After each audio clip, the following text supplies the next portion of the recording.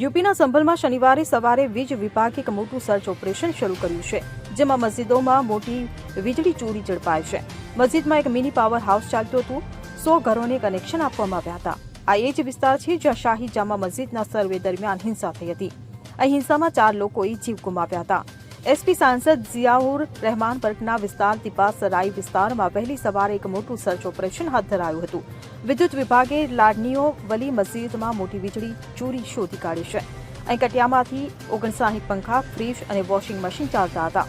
DMA કહ્યું કે sound એમ્પ્લીફાયરની તપાસ કરવા ગયેલી ટીમને વીજળીની ચોરી મળી. આ કાર્યવાહીથી વિસ્તારમાં ચકચાર મચી છે.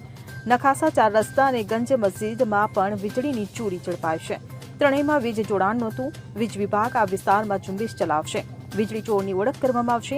કનેક્શન વિના વીજ વપરાશ કરનારાઓ સામે કડક કાર્યવાહી કરવામાં આવશે. Bureau report CN24 news. હવે જુઓ દેશ દુનિયાની તમામ ખબરો તમારી આંગળીના ટેરવે. ઉઠાવો મોબાઈલ અને Google Play Store પરથી ડાઉનલોડ કરો અમારી CN24 ન્યૂઝ મોબાઈલ એપ.